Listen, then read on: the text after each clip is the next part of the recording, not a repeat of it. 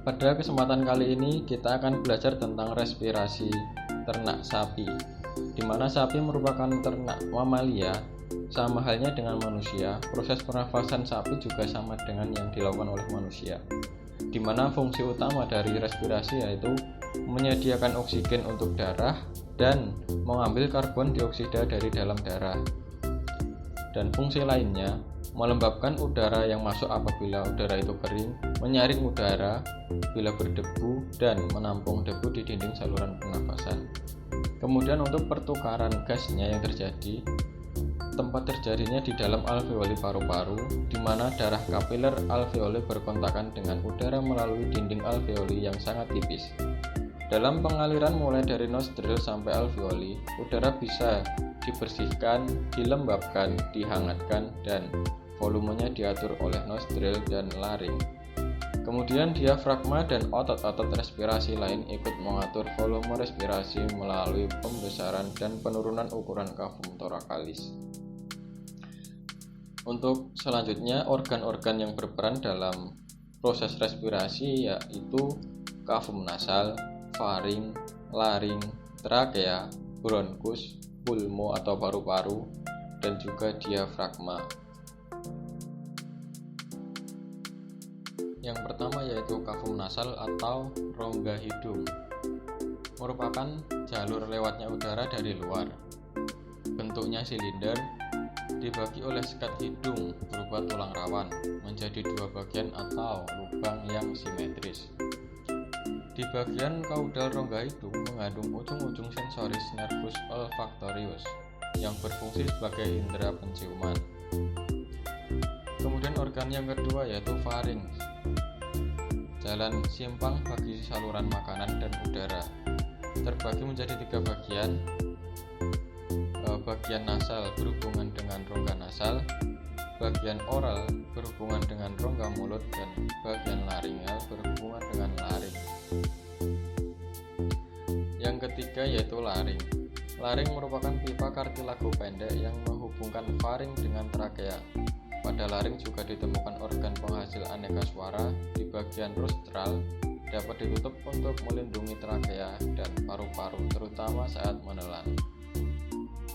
Laring sendiri tersusun atas beberapa kartilago, yaitu sebuah kartilago cricoid di sebelah kaudal, sebuah kartilago tiroid di lateral dan ventral, dua buah kartilago arytenoid di dorsal, sebuah kartilago epiglotis di rostral, di mana epiglotis berposisi seperti bibir di atas lubang laring dan menutup lubang laring saat menelan. Kemudian adalah trakea atau batang tenggorokan, merupakan kelanjutan dari laring, suatu tabung yang tidak dapat mengempis, terbentuk oleh deretan cincin-cincin tulang rawan atau anulus trachealis, yang panjangnya kurang lebih 75 cm dengan diameter rata-rata 6-7 cm. Lalu ada bronkus yang merupakan pipa percabangan dari trakea, menyabang masuk ke dalam paru-paru kanan dan juga paru-paru kiri, dan kemudian bercabang-cabang lagi menjadi bronchiolus yang terdiri dari beberapa tingkatan seperti yang ada di buku petunjuk praktikum. Kemudian paru-paru atau pulmo merupakan organ respirasi paling penting, berbentuk sepasang kantong yaitu dexter atau kanan dan sinister atau kiri, memiliki banyak alveoli di dalamnya. Pulmo dexter atau kanan berukuran 1,5 kali lebih besar daripada pulmo sinister. Paru-paru bersifat elastis dengan wujud spons, yaitu zat paru yang berisi udara mengisi ruangan di dalam rongga dada atau kafum thoracis. Fungsi utama pulmo mencukupi kebutuhan oksigen untuk energi, mengeluarkan karbon dioksida atau sisa pembakaran. Paru-paru terletak di dalam kantong pleura atau sakus pleura. Kantong pleura bertemu di bidang median membentuk mediastinum.